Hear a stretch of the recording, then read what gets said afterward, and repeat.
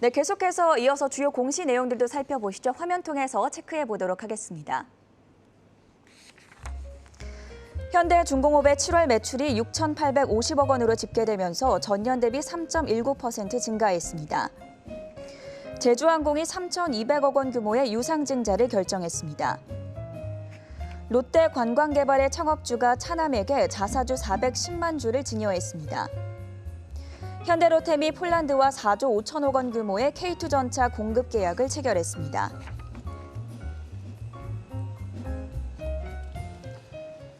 네, 대표님, 연일 K방산인데 현대로템 어떤 내용이죠? 예, 원래 그 폴란드의 전차를 수출한다는 계약이 이제 7월 달에 발표됐습니다. 그때도 주가 많이 올랐죠. 근데 당시는 이제 기본 계약이었고 이게 이제 수조 원에 넘는 계약이기 때문에 여기에 이제 사실 어떤 식으로 이제 그 물량 넘길 것이냐, 그리고 이제 거기에 따라서 그 시기는 어떻게 될 것이냐 이런 것들이 이제 세부 사항이 나와야 되는데 이번에 세부 사항이 결정됐다고 오늘 공시를 했습니다. 그래서 전체 규모는 4조 5천억이고요. 그리고 참고로 말씀드린 현대로템은 이제 K2 전차고 여기에 또 관련된 게 이제 하나 디펜스는 비상장사인데 하나 에어로스페이스가 이제 그 상장사로서 여기에 대한 공시를 또 했습니다. 그걸 참고하시면 되겠고요. 그래서 현대로템이 폴란드에다 4조 5천억 정도의 이제 K2 전차를 이제 수출한다 이렇게 발표를 했습니다. 그리고 뭐 아시다시피 이제 이렇게 된 계기는 러시아가 우크라이나를 침공을 하고 그 우크라이나 바로 옆에가 이제 폴란드거든요. 비록 폴란드는 이제 나토 국가고 그 우크라이나는 나토 가입 국가 아니지만 어쨌건 그럼에도 불구하고 폴란드 입장에서는 전쟁이 터져서 피해를 겪으면 당사자이기 때문에 이것을 준비하고자 이번에 전차를 대규모로 이제 수입을 한 것입니다. 특별히 이제 우리나라 전차의 가치는 이게 현장에 쓰이기 때문에 현장 배치 중이기 때문에 다른 개발 중인 전차보다 훨씬 이제 그 검증이 가능했다는 장점이 있고요. 그다음에 또 하나는 이제 성능이 우수해서 기존에 이제 그 경쟁사라고 할 수 있는 미국의 이제 전차, 근데 독일의 전차가 있는데 미국의 전차보다는 성능은 떨어지지만은 가성비가 워낙 뛰어나기 때문에 독일 전차를 제치고 이제 현대로템의 K2 전차가 이제 폴란드에 수출하게 됐습니다. 그래서 일부 물량은 이제 그 우리가 갖고 있던 전차를 바로 수출을 하고 일부는 이제 그 폴란드에서 현지에서 생산하게 됩니다. 그 정도로 이제 그 폴란드는 다급하다. 그러니까 왜냐면은 그 당장 수입한 거 외에도 더 많은 물량이 필요하기 때문에 사실은 현지에 생산하기로 했고 그 유럽이라는 국가는 사실 2차 세계대전 이후로 사실 전쟁이 없었던 지역입니다. 그런 말미암아서 현대로템이 수출하는 전차가 유럽이 전체 갖고 있는 전체보다 많다는 거예요. 그러니까 사실은 그만큼 이제 유럽이 갖고 있는 위기의식을 그 우리가 간접적으로 이제 그 추정할 수 있습니다.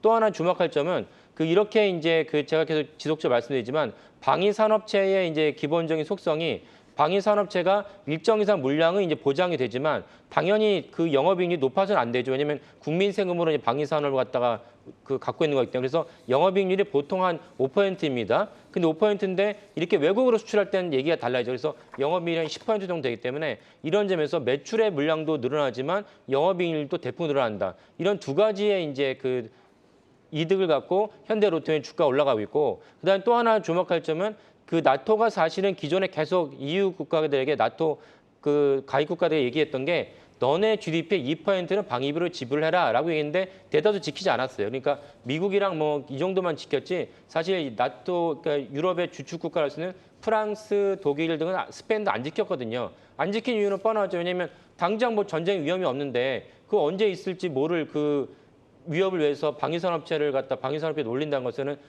현지에서도 이제 국민들이 지지를 못 받으니까 사실은 2% 룰을 안 지켰어요. 근데 이번에 이제 러시아의 침공 때문에 2%를 당연히 지킬 것으로 보입니다. 그러니까 이 말씀이 뭐냐면은 그러니까 향후 잠재적으로 폴란드는 워낙 다급하니까 긴급 이제 수입을 했지만은 뭐 독일이나 뭐 스웨덴이나 그다음에 스페인 이런 국가들이 이제 앞다투어서 방위비를 증액할 것이고 여기에 우리나라 국내 그 K방산에 대한 또 다른 매출 수요처가 늘어날 것이다. 이렇게 전망할 수 있겠습니다.